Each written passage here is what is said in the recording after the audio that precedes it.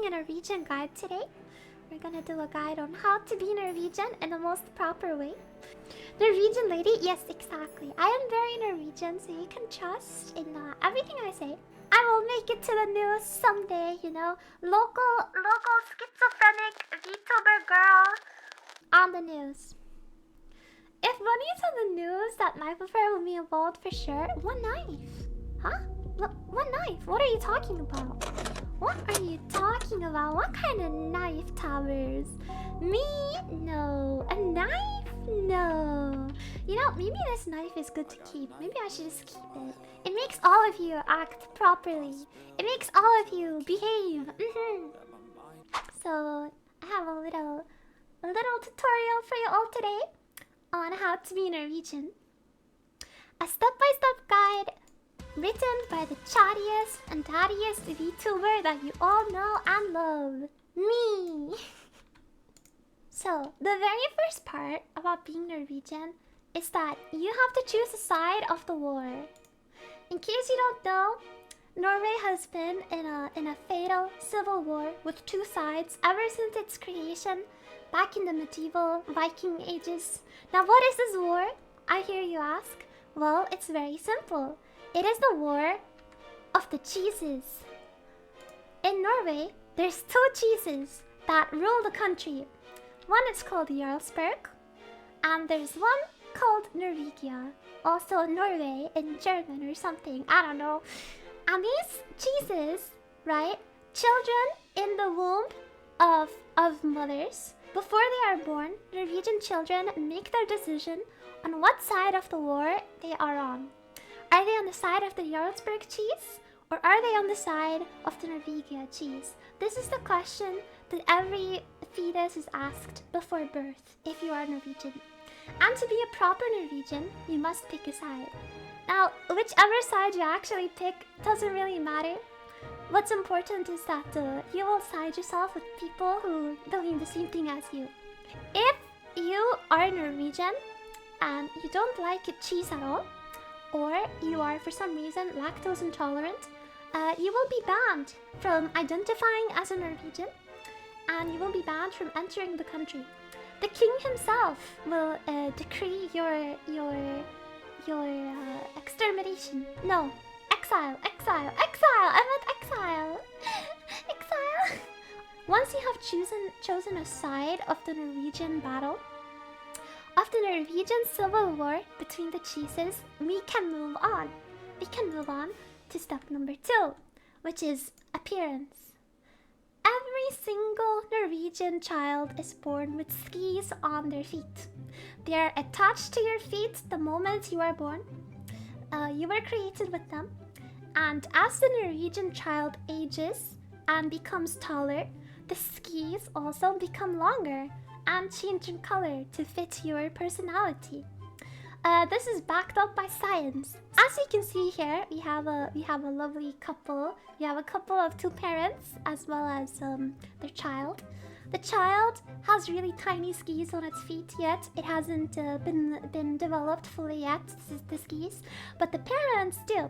Whichever person is the person who stays home and takes care of the children, whether it's the mom or the dad, it doesn't matter because Norway is very equal. Whichever parent it is that stays at home taking care of the kids, that parent will immediately grow a beard. How else will they establish dominance over their children and be known as the alpha of the family, right? So whoever stays at home immediately grows a beard so the children know which parent to respect the most. If you are not Norwegian by birth, but you want to be Norwegian, not to worry. You can simply super glue or gorilla glue some skis onto your feet. And if you do that, you immediately look the part of any common, say, Norwegian that you will meet. It's not misinformation. It's true, you know? So, knowing this about appearances, we can now move on to transport. Let us move on to transport. So I'm sure that all of you, have a lot of questions. For example, what do Norwegians drive? Norwegians usually drive Teslas because we are a sucker for Elon Musk. and everything mask related. We usually have big ass boxy Tesla cars all over the country, but for people who do not like Teslas, or people who want a more traditional form of transport, just remember, the moose is always an option. Just go out in the woods, put your saddle on one of them, and just refuse to leave its back.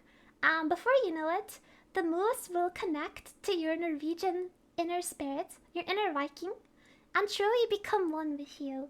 And then you will have your own moose that will take you everywhere you want to go in the world. Every Norwegian has a moose. It is our preferred form of travel. We drive moose, or the plural, which is called meese, of course. Its fuel is super cheap because most of the fuel is free. You simply drive your moose into a grassy forest and then it will fuel itself. Of course, of course. So now we can move on. So there's also, talking the language. Now let's do a quick lesson in the beautiful and very complex language of Norwegian. So if you want to say, "Excuse me, I didn't quite catch what you were saying. Will you please repeat?" The Norwegians have made this very delicate and elegant. Instead of saying all of these words, you can simply say, "Huh?" You just say, "Huh?" And before you know it, everyone knows exactly what you mean. You say all of this with a simple, "Huh?"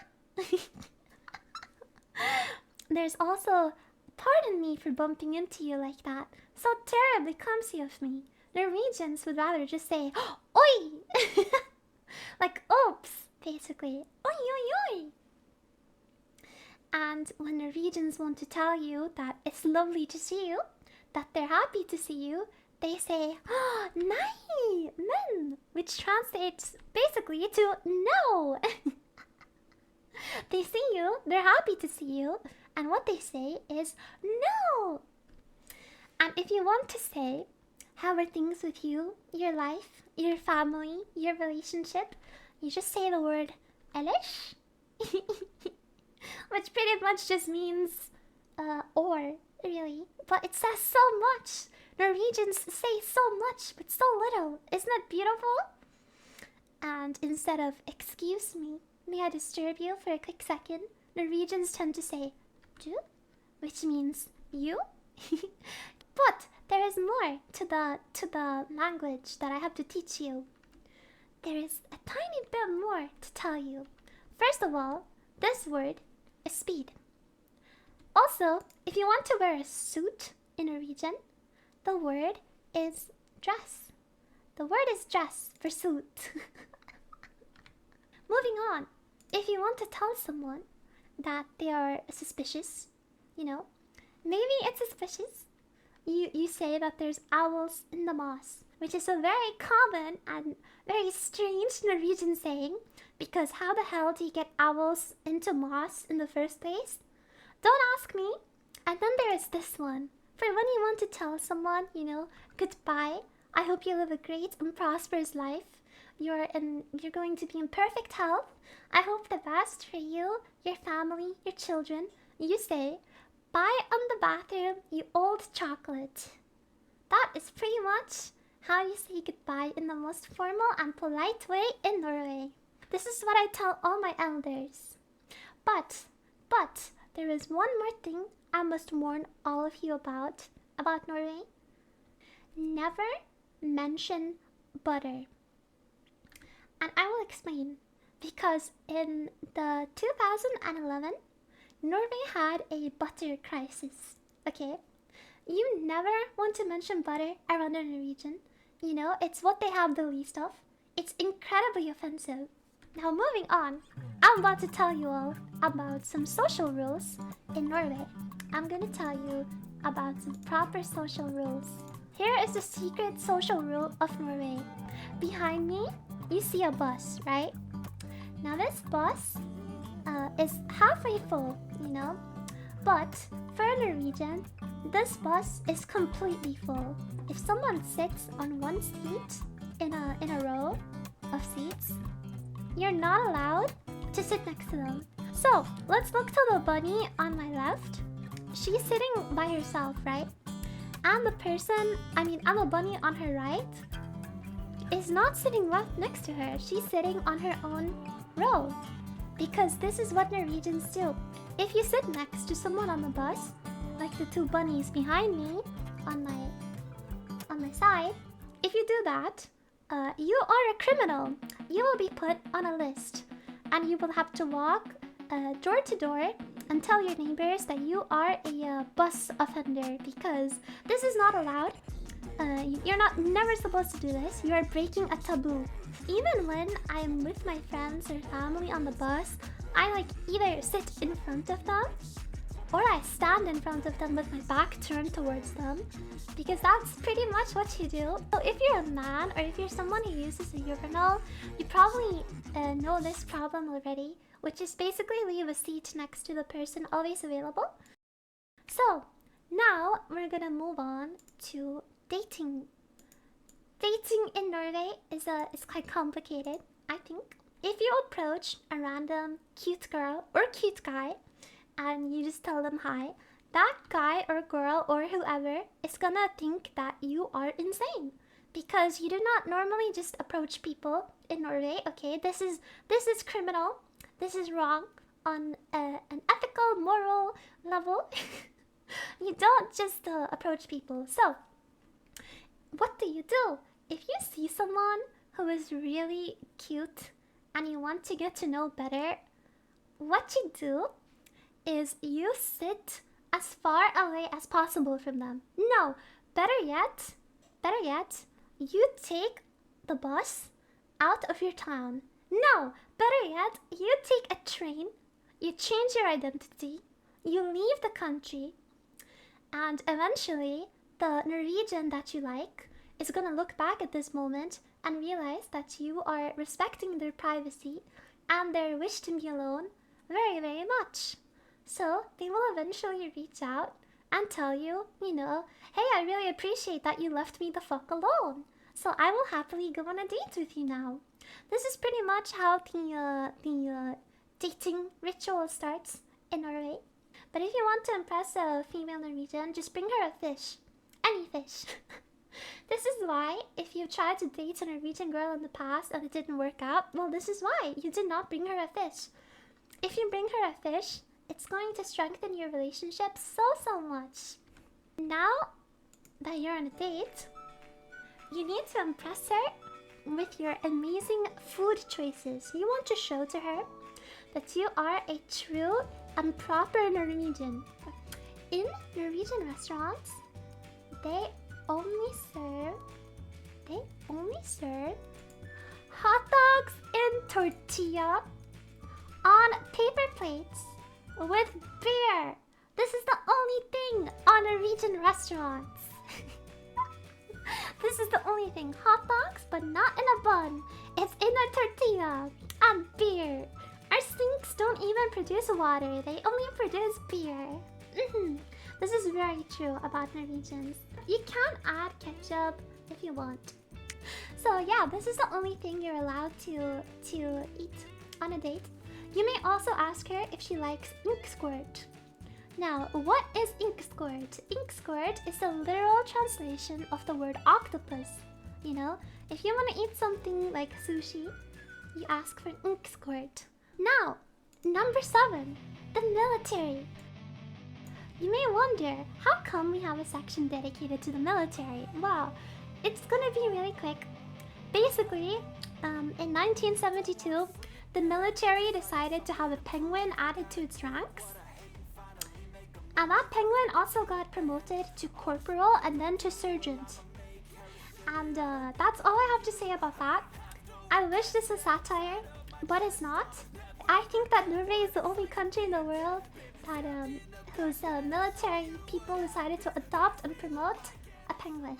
Our national holiday is on the 17th of May because, we're just really into Star Wars. The 4th of May is the Star Wars Day, so we were like, hey, we want to have our national holiday close to Star Wars. So that's why we chose that day. True story. Now, we have a concept called Rus, or Rus, which refers to Norwegian high school seniors who decide that they're gonna drink as much as possible before, during, and after our national holiday. And they're not drinking because they're celebrating that they're finishing school. No. They're gonna get themselves super wasted, super drunk at the age of like 18. And then they're gonna go and take the most important high school exam, the last high school exam, while hungover the very next day after. That is pretty much what a wrist is. And then, of course, our national anthem. Everybody knows the national anthem, but in case you don't, I will play a little bit of it now for you, because it just, honestly, most national anthems are super boring, right? But this one really touches on your heartstrings. Ding ding ding ding ding ding ding ding. That is the Norwegian anthem, pretty much summed up. In short, this is our, presentation. My source is that I made it up.